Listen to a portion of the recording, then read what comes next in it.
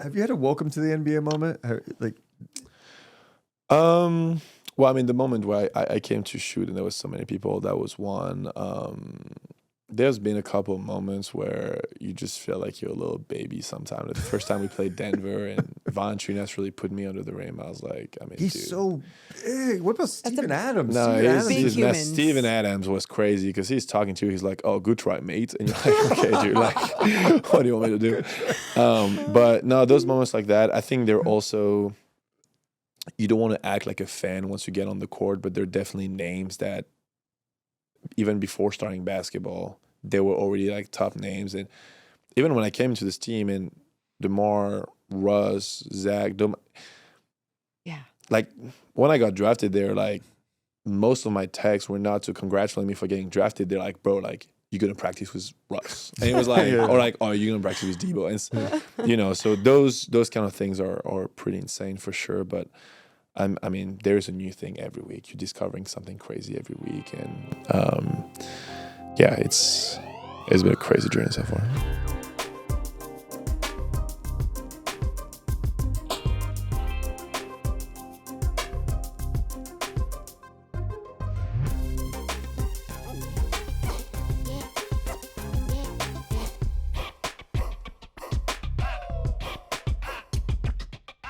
real fast. We were talking when we were waiting. We were talking about this. Do you watch Christmas movies? Or are you a Christmas? So yes and no. So since I've moved to the US, Yeah. I started watching a couple. But back when I was in France, like zero. Yeah. And lately, I've been told to watch Home Alone. Okay. And there's a second one. I think Elf. I think Home Alone and Elf. Have you watched any of them? No, I've watched like Love Actually. I've watched. Wow. Okay. I've watched. Oh, shoot, how are they called? I mean, I watched a couple last Yeah. year. I couldn't like The Grinch and stuff. Yeah. But Okay. it's like a very American thing. Yeah. Like coming from a European. Yeah. Yeah. But it's fun. I like it. It's like a little tradition that like I'm Yeah. getting into. Oh, okay. I love Christmas. Sorry. He's Big Christmas He guy literally here. like cries like during or before Christmas movies or going into Christmas movies. I know. I just enjoy. I don't cry during. I'm a nostalgic guy, and I enjoy Christmas movies. Being Home in Alone's touch with your great. emotions. Yeah, I think no, it's but I super mean, fun. I don't do that all the time. I mean, that's I wasn't insulting crying. I was saying crying. it felt that way a little bit. Okay, I don't want to ruin. I don't want to ruin the Christmas spirit here. Actually, I want to continue the Christmas spirit. Ooh. We actually have a Christmas gift for you. That's exciting. if I can reach Thank you. Okay. There you go. Yes, thank you. Actually got some myself 2 weeks ago. It's better now. Now you can hear You me. sound amazing. It is. That saved my life. For those who actually. don't know, it's throat coat tea because one of the first things we noticed about Max at Summer League in Vegas when we were there was, oh my, this guy just screams nonstop on defense. I've never heard a player talk so loud. So much. And then fast forward to the season, you like lost your voice for a couple of weeks. Yeah. No, definitely. I mean, I think there was a time where we kind of had like the flu, like in the team. Yeah. You know, Sure. a couple of guys went down, and it took me a good like 2 weeks to recover from that. And on top of that, it was kind of the moment where I started to play a little bit more because Yeah. Domas went down, etc. So it was just a combination of things that made me completely lose my voice, which I think made the vets very happy off the court, but that was not helping on the court. But yeah, this thing saved my life. A lot of tea, a lot of honey, a lot of everything, and now we're back screaming even louder. Oh, hell yeah. And that's something that, like, even fundamentally, that we were so impressed with you in your game in the summer league, because I don't know what it is over the years in like youth basketball, AAU, wherever. I feel like especially in men's basketball, like people don't want to scream or communicate as much. They don't understand like the real power of it. But I feel like that is something that you use as a skill and you capitalize on. No, absolutely. What was funny is actually, when I came into the U.S. as a freshman, I was not speaking good English. So I was messing up screen coverage all the time. I was calling, like red instead of blue, or like white, instead of like stuff like that. So It was a long process for me, but it really came together at the end of my senior year during kind of like the pre-draft process. I was training in Dallas with this trainer called Tim Martin. He's now an assistant with the Spurs. Yeah. And one day after our workout, we just started shooting, him and I was just, talking trash. And he was like, dude, you acting like the crazy person is like your biggest asset when you come into a team like this, and you should keep that up. And so I brought it at the combine, and what you need to know about the combine is when we play these 5-on-5 games, it is dead. There is no fan. It's just NBA Yes. execs, agents, but so no one's going to cheer. So Yep. there is Yeah. zero noise whatsoever. Whew. And so when you start being loud and you start communicating, it's being felt like 1,000 times more than like what it actually is. And so after this, the Kings and even my teammates started telling me like, dude, like we really need that. Keep that going. And so I did in Summer League. I do it here now. And it helps me being in the right position. Because if I say something, I got to do it. Yeah. And at the same time, it helps the guys on the ball because they don't see what's coming. So it's just positive for everybody. And for me, it's also a way of like, I don't know, like just getting energy out. Sometimes like you're a rookie, you have a lot of energy, you just need to get it out, and that's my way of doing it. I love that.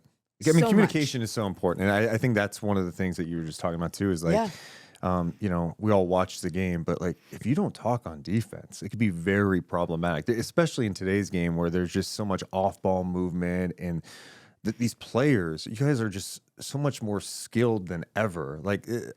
I love the game. It's just been so fun to see how it's evolved too.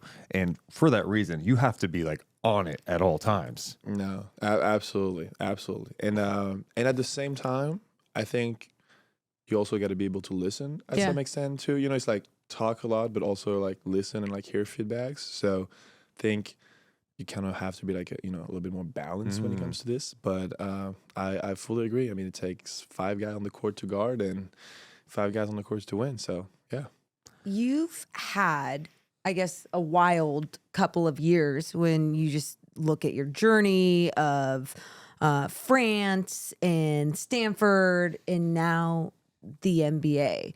Have you been able to just take a step back and go, holy crap, like this is where I'm at?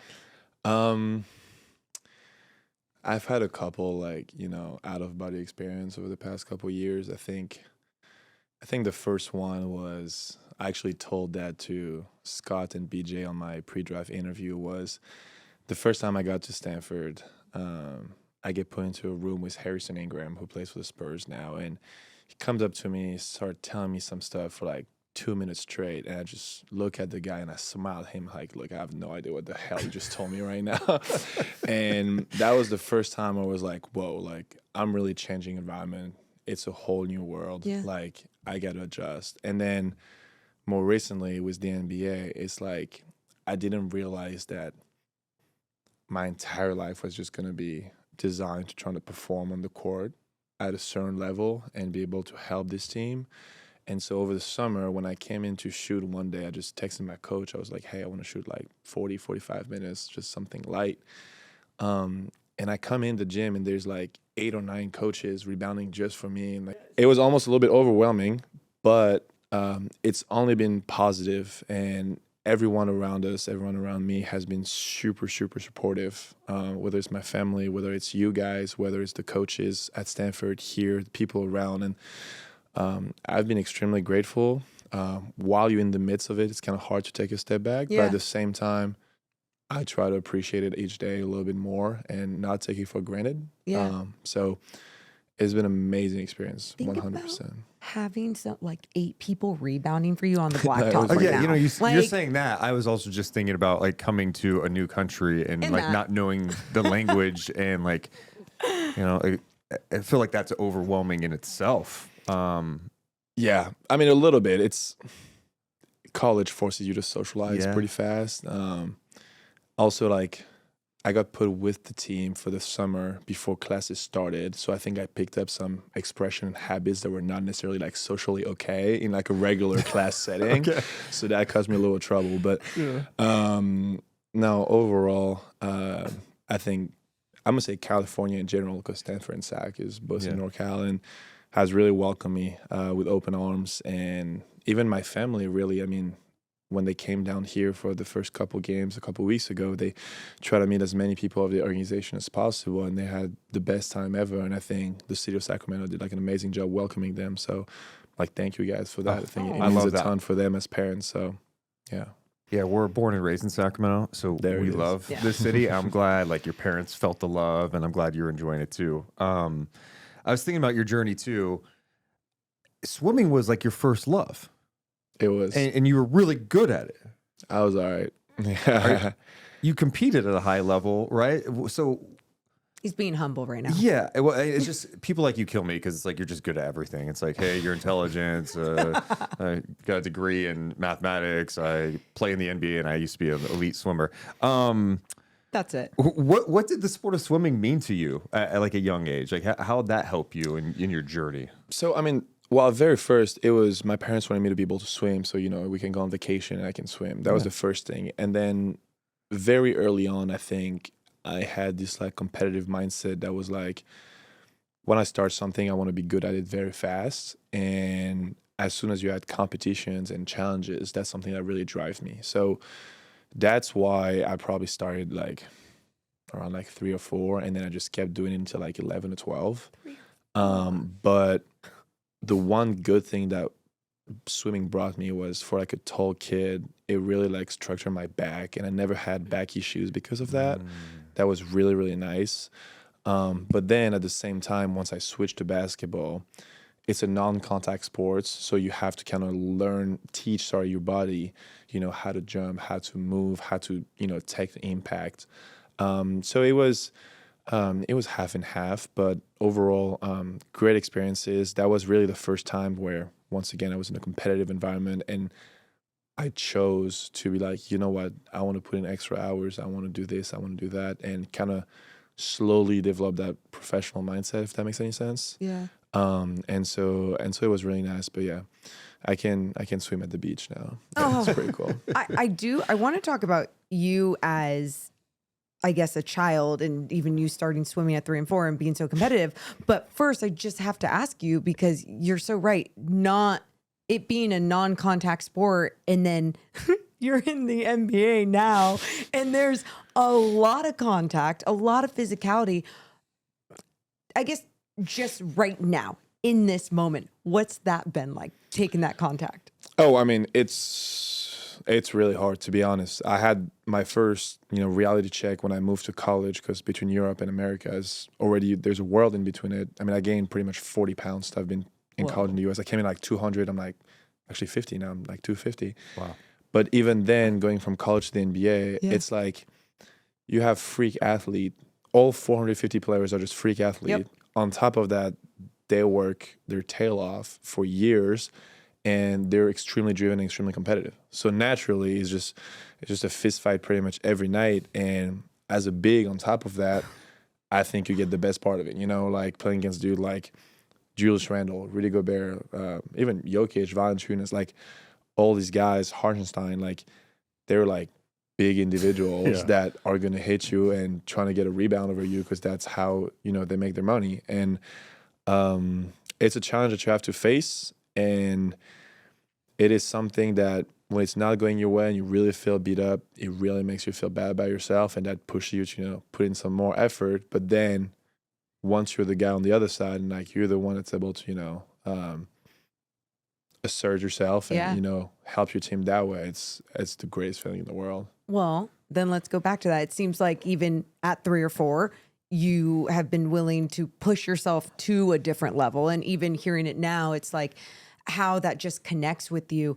Where does that competitive spirit come from? Like, who were you as a child?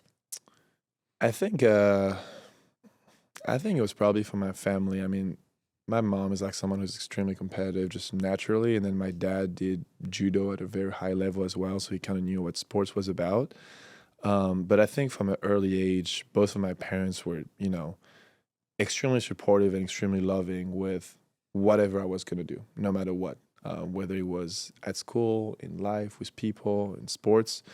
And so once you have that kind of like insurance that even if you fail, even if it doesn't work out, like your world's not gonna shatter. Like they're still gonna be there for you. You're still gonna Yeah. have something to do. Then I feel that's the moment where you can be like, okay, well, I'm gonna go all in it, and if it doesn't work out, well, screw it. I'll do something else. And so I do understand that was a really like privileged situation, Sure. but I'm extremely grateful for it. I do think my sister also has been an amazing role model, especially when it comes to like resilience, whether it was through her studies, whether it was the way she handled her personal life. That's something that inspired me a ton too. And I really think, yeah, my close family is something that's really driven me and helped me a ton. So I'm extremely grateful for that. And to this day, they're still like my, support core, if I can call it that way. That's amazing to have. You got to have that, especially on this type of journey. What was your earliest like memories of like basketball? Did you how did you get hooked to basketball? Were you watching it, just playing it? What was it? I think I got two memories. I think one of the first ones was probably watching national team on TV, Tony Parker, Boris Diaw, all of these guys. They were the first generation of French players who finally, made it to the league, brought the gold for national team at the Eurobasket. So that was kind of my first memory as a fan. And then my second memory as a player was, we don't really have AAU in France, but we have those like selections, kind of like all-star committees for like regions. Yeah. And I think I was 13 at the time, 14, and I was swimming. That was my main thing. And I finally got selected to a random one. I mean, I was just playing basketball because my parents wanted me to do a team sport.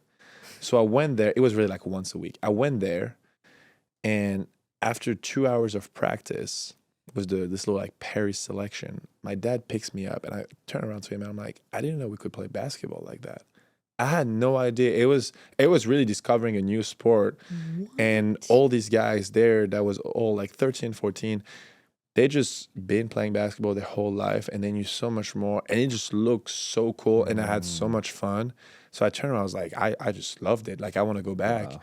And so that was kind of the first time where I really got hooked. And then from there, I changed clubs. I joined like a more like professional structure, and then national team followed up, and then college, and it just went super fast from there. But that was really that one moment. I really vividly remember just turning to my dad. I was like, I didn't know like that was basketball. Like, this is awesome. You seem like a very curious person too, because I think going from an individual sport as such a competitor and being good at it, and then being intrigued as soon as you were around basketball. I mean, that is different, and like having to collaborate and communicate and do all the things with teammates. For sure. It's very different. I think at first it was a little bit hard because you can do everything right, and still as a group it might not go well. Yep. And at the same time, you also got to be able to, hold yourself accountable when you're kind of the weak link and you're the one kind of pulling them down.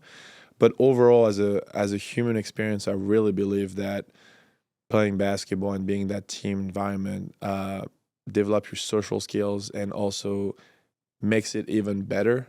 The biggest example of that I have is with national team, my first national team under 16. We played the European Championship. That was with Victor Wembanyama, Ousmane Dieng, like some NBA players to this day.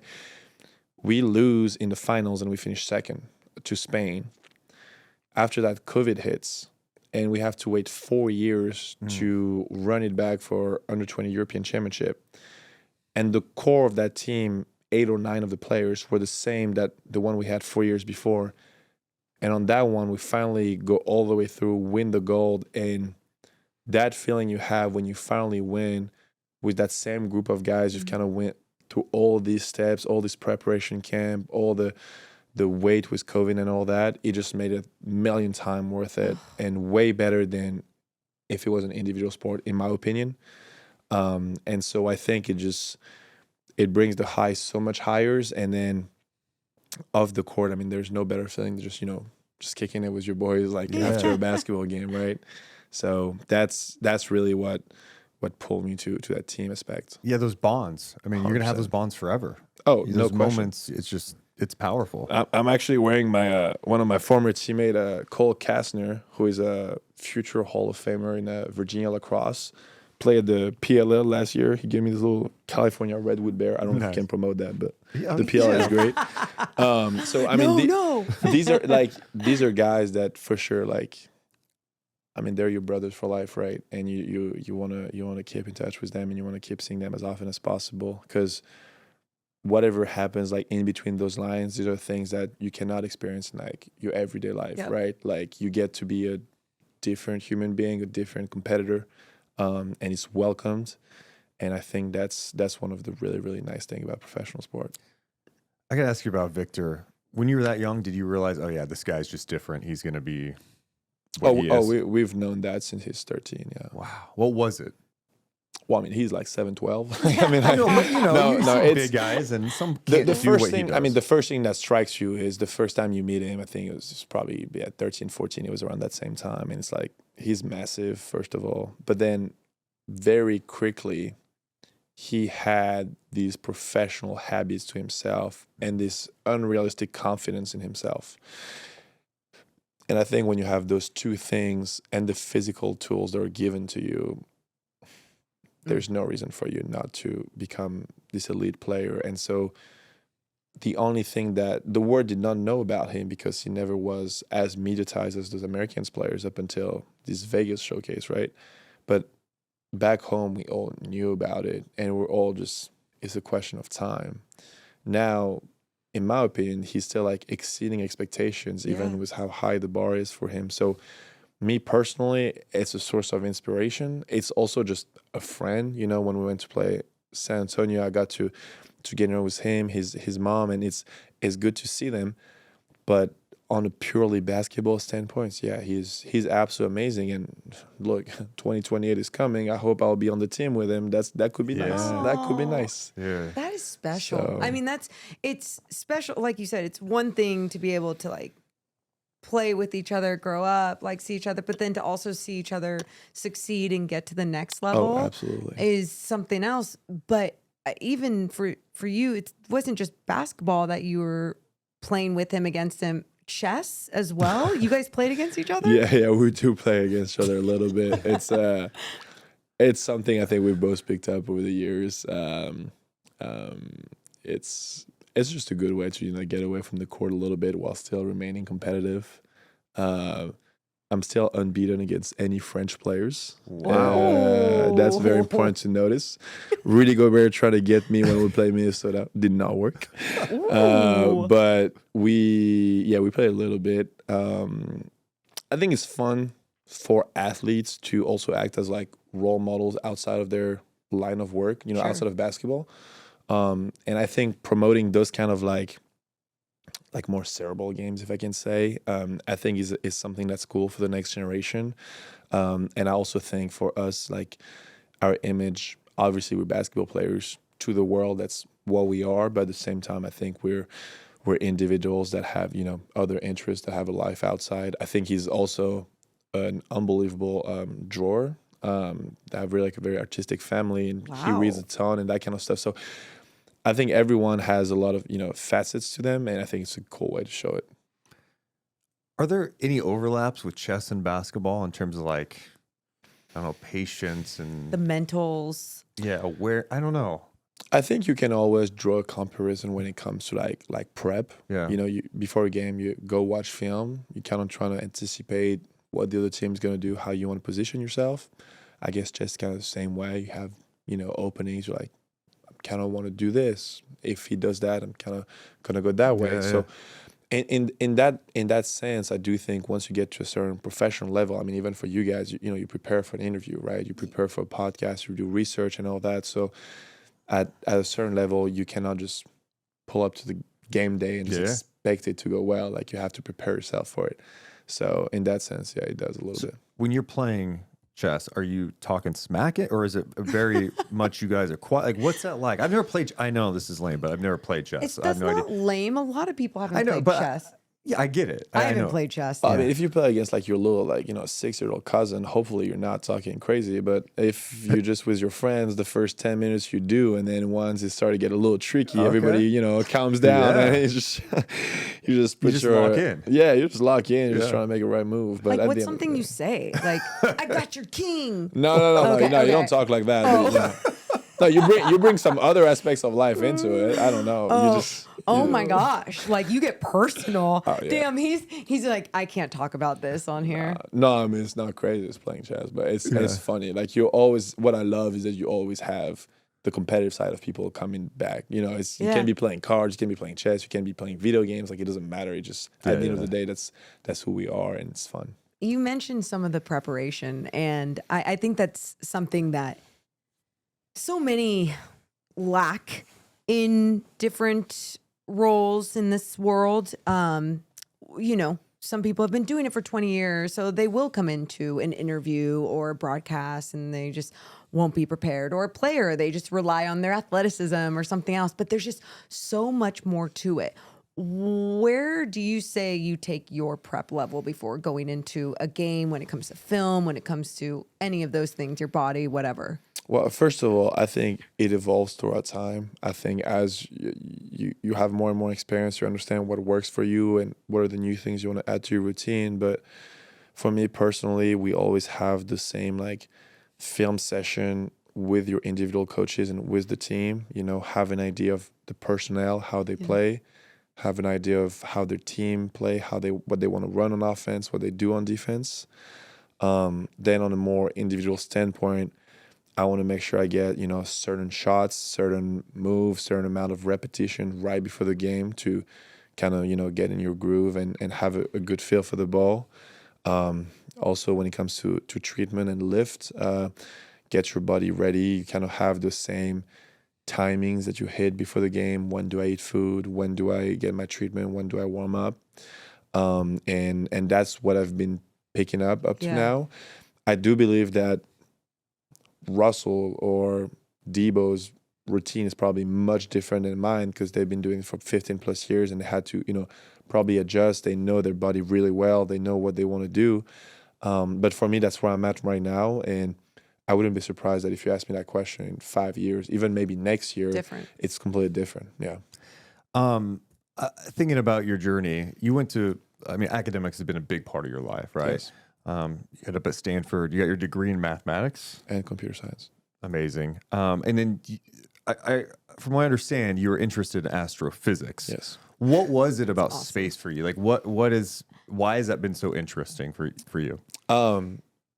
First of all, I think on a very artistic perspective, if I may say, I do believe that just looking at it is beautiful, whether it is planets, whether it is nebulas, whether it is galaxies, really anything. I think those are extremely attractive when it comes to how they look.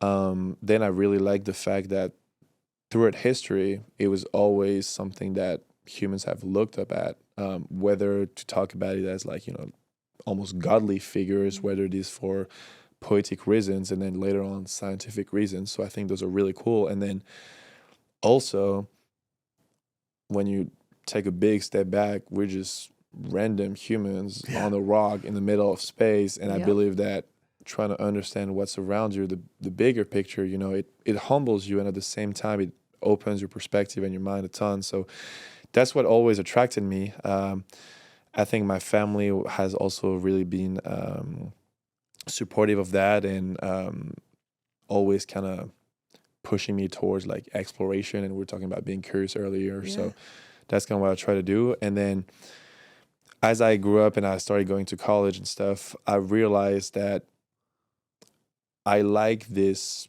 almost poetic and artistic side to it more than the theory behind it. And what I really liked was a more maybe black and white approach of just pure mathematics and some kind of automation was computer science. So that's why I kind of gravitated towards. But I'm still really interested in it. And, if it comes to being able to visit some NASA center, for example, if I have friends of mine that do work in those companies that really work on satellites, work Yeah. on rockets and all that kind of stuff. I would love to keep learning about it. And I think it's an endless field. There's always more to discover. And I think it's just a source of knowledge and of just, questioning that's Yeah. unbelievable. A little overwhelming sometimes too. At least for me, I'm sure. like, my God, sometimes to ground myself. Do I'm here on spirals. Earth. Oh my God, I'm overthinking this, No. but it's amazing. Like, Yeah. Absolutely. And I do think like it being overwhelming is like a good sign. I mean, you kind of realize like, whoa, like the gravity of it, like how interesting it is. And I think it's a good experience for anyone to, just humbles yourself a lot. It grounds yourself a lot. And I think it's awesome. So if you have time in NBA cities, are you trying to go to observatory, a museum? Like, I feel like that's more your jam. I mean, right now it's been a lot to adjust to the lifestyle, but I think for sure, I mean, you get the opportunity to travel to 29 cities the whole year round. So yeah, take the opportunity to walk around, explore a little bit. Thanks to college, you're probably gonna have one or two friends in each city, so try to connect with them. But yeah, absolutely. I mean, make the most out of it. It's free travel, pretty much. For sure. when did you realize the NBA was like a real possibility for you? I think it's funny, but when I left France and I started to be good in France, I was like, oh, maybe I have a chance. And I got to college and I was like, maybe not. And then a little bit later in college, as I got better and as I started competing, I was like, you know what, I'm better than these guys that are going there. So there's no reason why I should not be as good as them. And then I think I also had some kind of like unrealistic confidence in myself at sometimes, and it just pushed me to continue. And then it all worked out.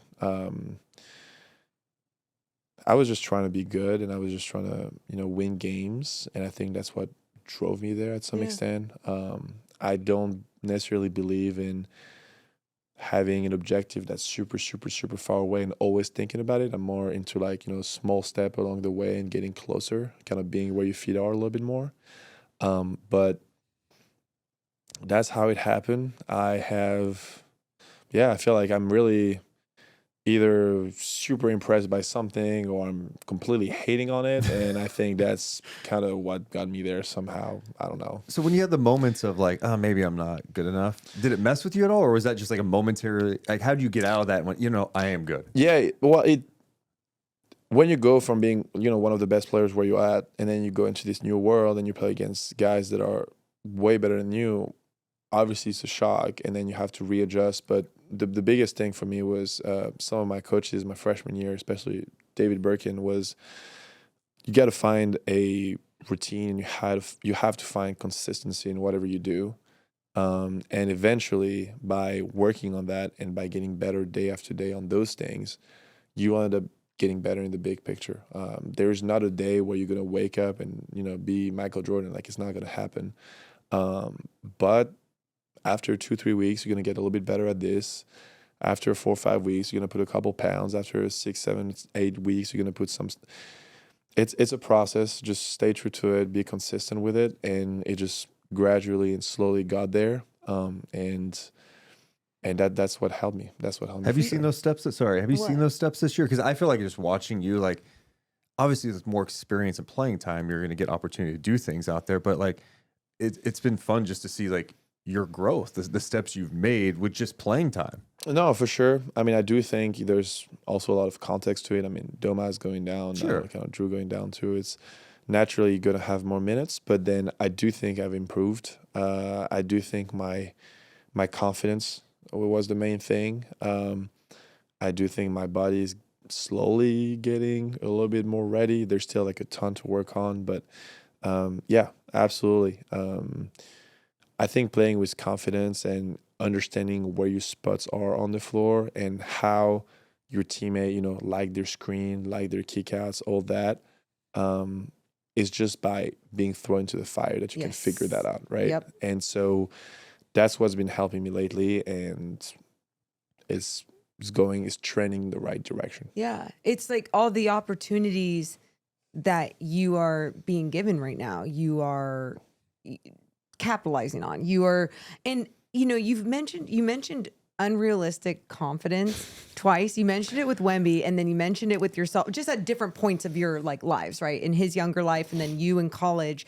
And I just find that interesting because you're a very realistic person with everything that you have talked about, and even with understanding growth and opportunities and everything like that. So I guess for you, where do you find confidence in like affirmation from your family? Is it you find it with just like seeing your growth in yourself? Where is it? Because by the way, you should have confidence.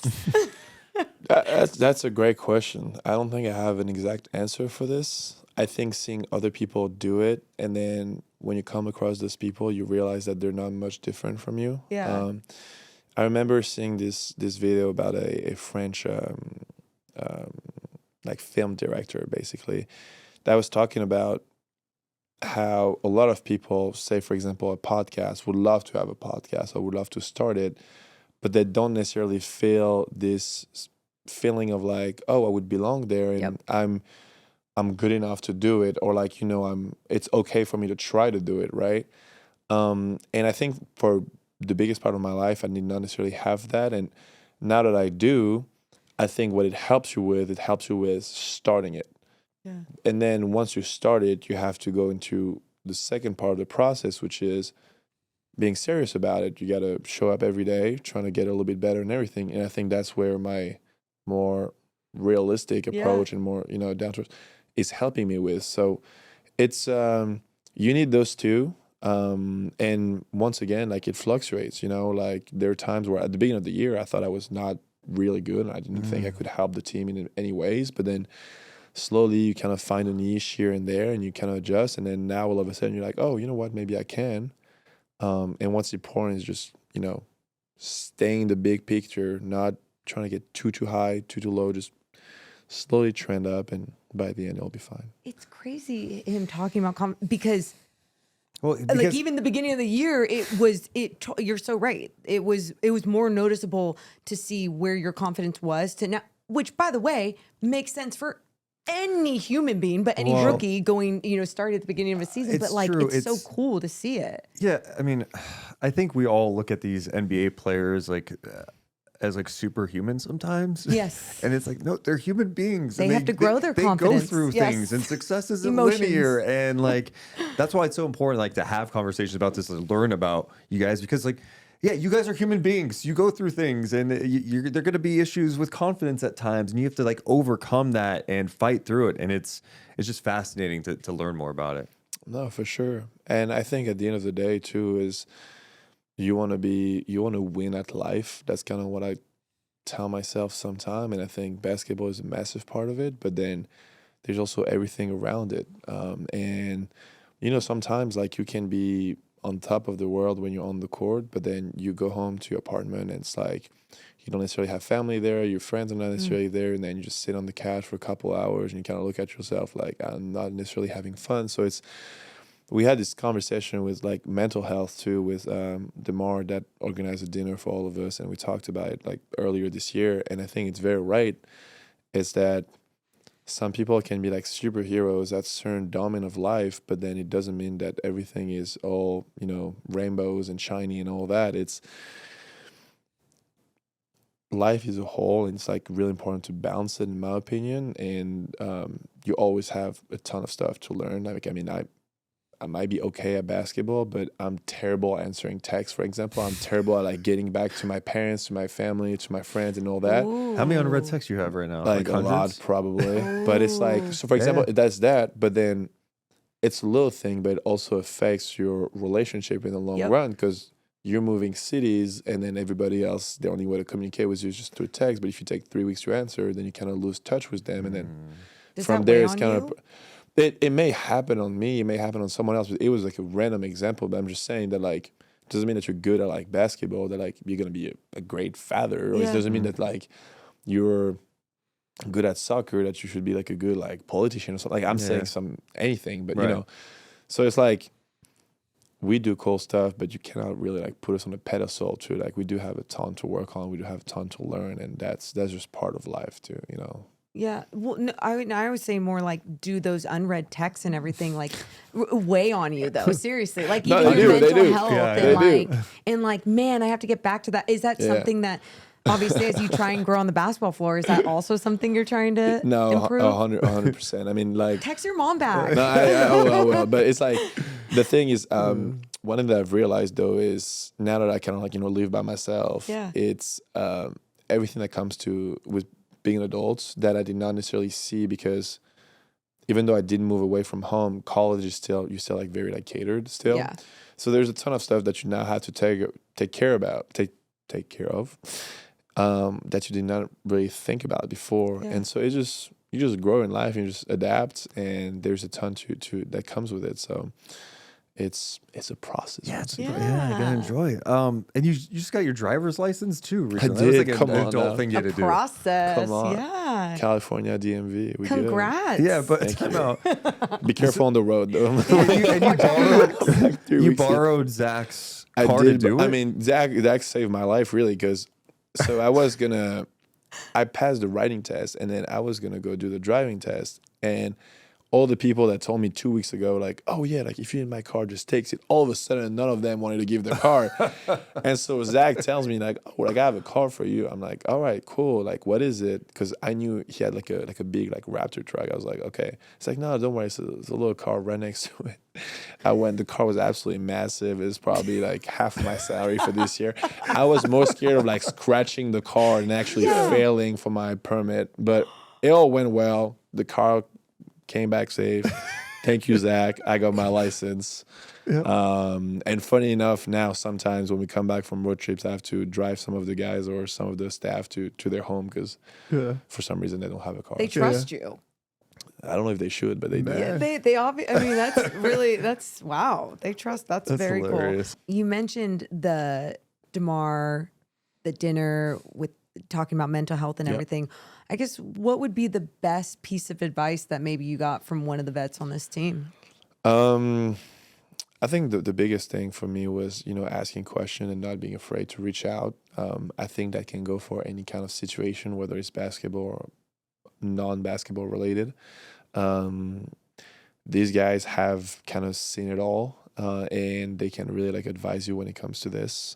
So that was probably the biggest thing. And then every single day, you just got to be aware enough and, ready to listen, because they're always, dropping nuggets like here and there, and you just got to be able to pick them up. So that was the biggest thing. And then, just always being there to listen and to ask questions.